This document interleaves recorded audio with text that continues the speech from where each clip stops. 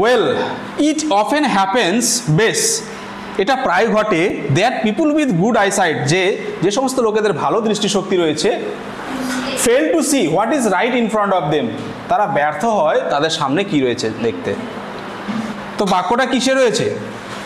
Already তো that আছে,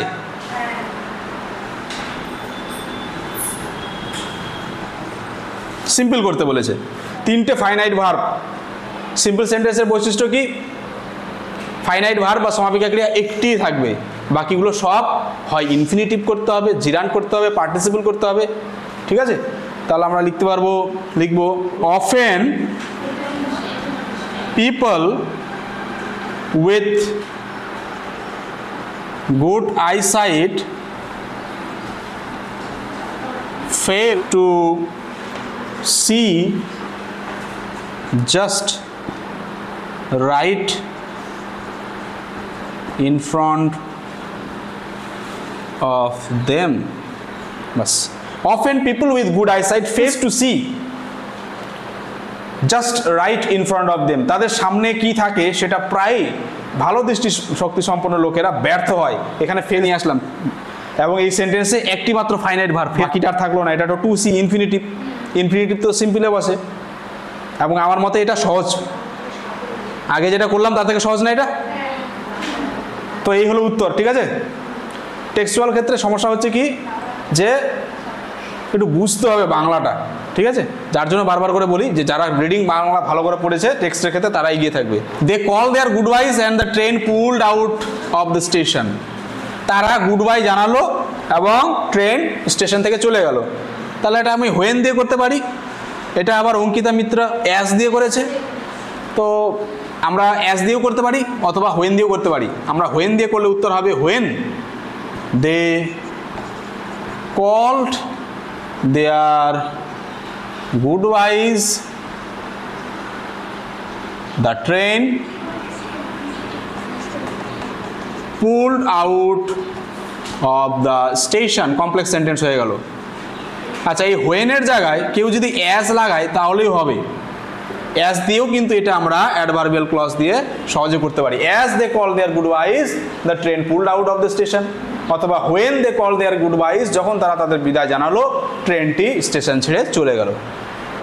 next, I had the train compartment to myself up to Rohana then a girl got it. দেখো এখানেও সময় বলছে, আমি রোহানা পর্যন্ত ট্রেন কম্পার্টমেন্টে ছিলাম, তারপর একটি মেয়ে উঠলো, দেন, তাহলে টাইম বলছে। তাহলে এটাও একই, when I had the train compartment to myself up to Rohana a girl got in. বাস, কমপ্লেক্স হয়ে গেল। কমপ্লেক্স সেন্টেন্সের বৈশিষ্ট্য কি? দুটি ফাইনাইট ভার্ব থাকবে, তো একটা হ্যাড আবার একটা গট ইন, দুটো ভার্ব হয়ে গেছে, বাক্যটি কমপ্লেক্স হয়ে গেছে। আর হোয়েন তো অ্যাডভার্বিয়াল ক্লজের আমরা বাইন্ডার একটা ব্যবহার করলামই, সাবঅর্ডিনেটরস। তো এই ছিল তিনটা। ঠিক আছে, তারপর আর কি কি ছিল বল?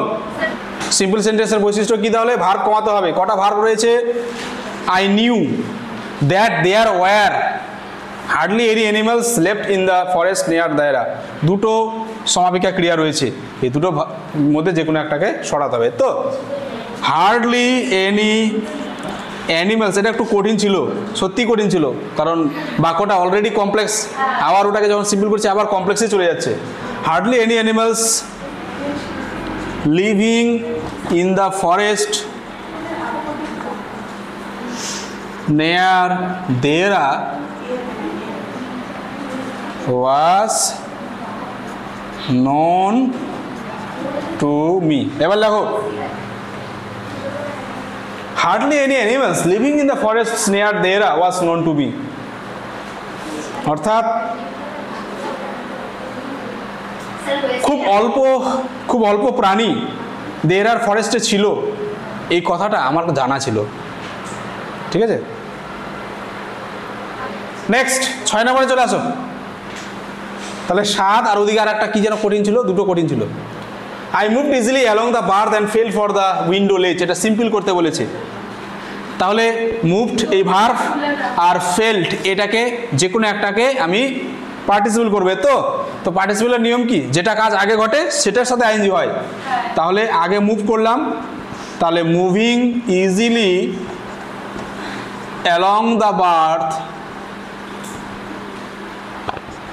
I felt for the window ledge.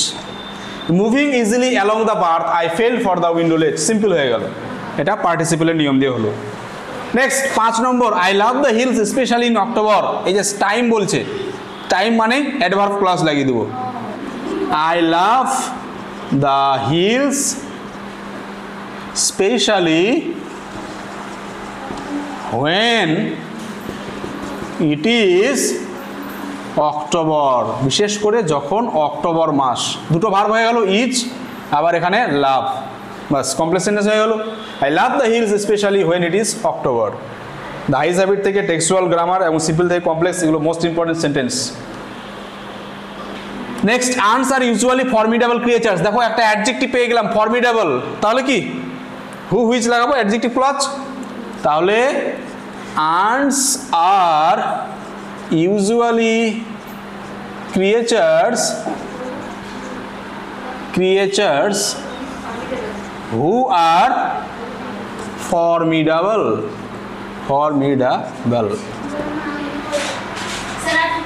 আবার এটাকে আরেকটা ভাবে করতে পারি আমরা, অর দিয়ে লিখে নাও, যেটা সহজ মনে হবে সেটা করবে। It is usual that ernes are usually formidable creatures, যেটা সহজ মনে হবে। ইট ইজ, এটাকে ভাঙলাম, ইউজুয়ালিটাকে ভাঙলাম। It is usual that ernes are usually formidable creatures, অথবা ernes are usually creatures who are formidable. একটা নাউন ক্লজ দিয়ে আর একটা অ্যাডজেক্টিভ ক্লজ দিয়ে, আর দুটো আছে করে দিই দুটো। She had beautiful eyes but they were of no use to her. এখানে অ্যাডজেক্টিভ পাচ্ছি বিউটিফুল, তো তাহলে she had eyes which were beautiful were of no use to her। আবার এটার আরেকটা উত্তর করা হবে কোশ্চেনের সরাসরি। সি হ্যাড বিউটিফুল আইস, এই বাটের জায়গায় শুধু হুইচ লাগিয়ে দাও, হ্যাঁ, আর দেটা জাস্ট তুলে দাও, তাহলে হয়ে যাবে।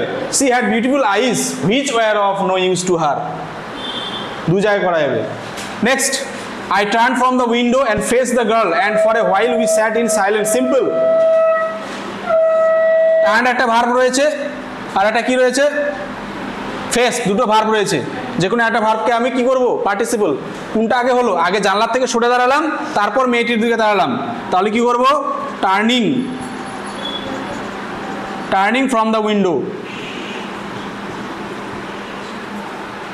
I faced the girl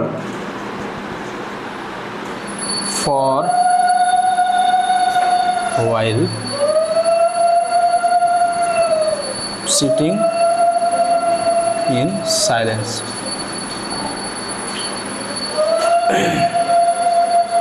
দু জায়গায় পার্টিসিপেট করতে হলো, একটা টার্নিং আর এক জায়গায় করতে হলো সিটিং। এখানে একটা আবার স্যাড ভার্ব ছিল, এই স্যাডটাকে করতে হলো sitting. Turning from the window, জানলার থেকে মুখ সরিয়ে। আই ফেস দ্য গার্ল, আমি মেয়েটির মুখোমুখি হলাম। For a while sitting in silence, sit, ওখানে সিট ছিল যে, স্যাড ছিল যে, ওটাকে স্যাড রেখে দিলে ওটা আবার কমপ্লেক্স সেন্টেন্স হয়ে গেল, সিম্পল সেন্টেন্স হলো না, ঠিক আছে। তো এই ছিল simple to complex, complex to simple. বুঝে বুঝে করতে হবে, তাহলে বোঝা যাবে। হ্যাঁ।